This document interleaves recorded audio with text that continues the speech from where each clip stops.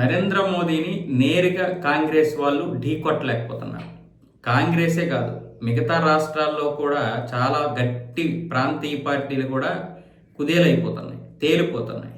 Aam Aadmi party లాంటి party ఈరోజు ఎక్కడుందో కూడా తెలియదు. పంజాబ్లో అధికారంలో ఉన్నా సరే ఆ పార్టీ యొక్క ప్రభావం కనిపించడం లేదు. సో ఇలాంటి పరిస్థితుల్లో చాలామంది ఈ మిడిల్ ఈస్ట్ యుద్ధాన్ని నరేంద్ర మోదీకి వ్యతిరేకంగా ఉపయోగించుకుంటున్నారు. ఈ యుద్ధంలో నరేంద్ర మోదీ యొక్క దౌత్యం బాగా ఫెయిల్ అయిందన్న విధంగా మాట్లాడుతున్నారు. గ్యాస్ అందుబాటులోకి లేదు, మరొక వైపు చమురు కూడా అందుబాటులో లేదు, దాని యొక్క ధరలు కూడా పెరిగిపోయే అవకాశాలు ఉన్నాయని ఒక ప్యానిక్ని సృష్టిస్తున్నారు, భయాందోళనలు. ఇప్పుడు ఇది కేవలం కాంగ్రెస్ పార్టీ నేరుగా దిగదు. ఇక్కడే సూడో సెక్యులరిస్టులు అలాగే కుహనా మేధావులు అందరూ రంగంలోకి దిగి వండి వారుస్తూ ఉంటారు. అదే తెలివిగా జనాల్లోకి ఒక మత్తు లాంటి ఇంజెక్షన్ పెడతారనమాట. అలాంటిదే ఈ యొక్క కుహనా మేధావులు తీసుకున్నటువంటి ఈ డ్యూటీ. ఇప్పుడు దీనిలో భాగంగా రేపు రాబోతున్నటువంటి రాష్ట్రాలు ఏవైతే ఉన్నాయో, తమిళనాడు, పశ్చిమ బెంగాల్, అస్సాము, కేరళ, పుదుచ్చేరి, ఈ 5 రాష్ట్రాల యొక్క ఎన్నికల మీద దీని ప్రభావం చూపించాలని చూస్తున్నారు వాళ్ళు.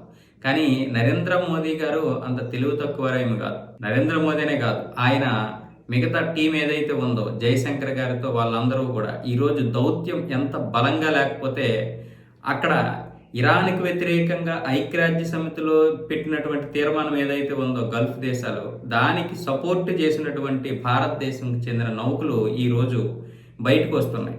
హార్మోజ్ జలసంధిలో చిక్కుకున్నటువంటి నౌకలు ఈరోజు ఎలా వస్తాయి?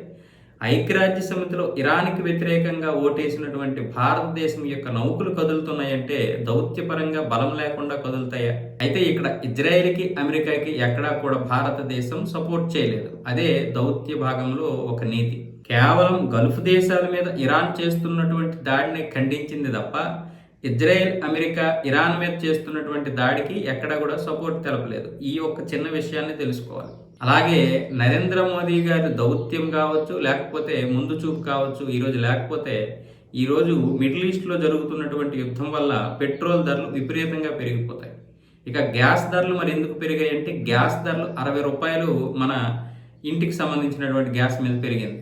కానీ ఇది చాలా తక్కువ. ముఖ్యంగా నాలాంటి వాళ్ళు దేశాన్ని ఏదో ఉద్ధరించేస్తున్నాడని నరేంద్ర మోదీని పొగిడేస్తున్నాం అనుకుంటే మీరు అనుకోవచ్చు. ఇదే కాంగ్రెస్ ఉంటే ఈరోజు 120 రూపాయలు పెరిగినా ఆశ్చర్యపోనక్కర్లేదు. పైగా మన దగ్గర గత 60 సంవత్సరాలుగా పరిపాలించినటువంటి కాంగ్రెస్ గ్యాస్ నిల్వ చేసుకోవడానికి ఎక్కడ కూడా స్టోరేజీలు పెద్దగా పెట్టలేదు. ఆ స్టోరేజీల కోసం గత 4.5 సంవత్సరాలుగా కేంద్ర ప్రభుత్వం తీవ్ర ప్రయత్నాలు చేయడమే కాకుండా అందులో కొంత సక్సెస్ అయింది. అందుకే ఈరోజు గ్యాస్ని కొంతవరకు మనం నిల్వ చేసుకోగలిగాము. ఆ ధరలు అనేవి ఇప్పుడు కొంచెం పెరగడానికి కారణం అదే పూర్తిగా మన దగ్గర గ్యాస్ నిల్వ గనక ఇది లేకపోతే ఈరోజు 120 రూపాయలు పెరిగినా ఆశ్చర్యపోనక్కర్లేదు. ఇప్పుడు ఇంకా ఎక్కువ స్థాయిలో గ్యాస్ నిల్వ చేసుకోవడానికి సరైనటువంటి ఏర్పాట్లు అయితే జరుగుతున్నాయి. ఇది క్షేత్రస్థాయిలో మనం ఆలోచించాలి. ఇప్పుడు పైనే ఆలోచించుకొని ఏదేదో ఇలాంటి వాళ్ళు మాట్లాడిసినటువంటి మాటలు వినేసి మనం వెంటనే తప్పు పట్టకూడదు. అలాగని నేను కేంద్ర ప్రభుత్వాన్ని మీరు విమర్శించొద్దా అంటే విమర్శించుకోండి. విమర్శించకపోతే ఎట్లా? ప్రభుత్వాలు అన్నప్పుడు కొన్ని తప్పులు చేస్తాయి. ఆ తప్పులు విమర్శించకపోతే వాళ్ళకి ఇంకా ఎక్కువ ఇదైపోతాయి. అంటే మనం ఆలోచిస్తున్నట్లు అర్థం. ప్రభుత్వాన్ని విమర్శించాలి తప్పులు చేస్తే. ఈరోజు బీజేపీ ప్రభుత్వమైనా కావచ్చు, లేకపోతే ఇంకో ప్రభుత్వమైనా కావచ్చు, తప్పులు చేస్తున్నప్పుడు ప్రశ్నించకపోవడమే అతి పెద్ద తప్పు.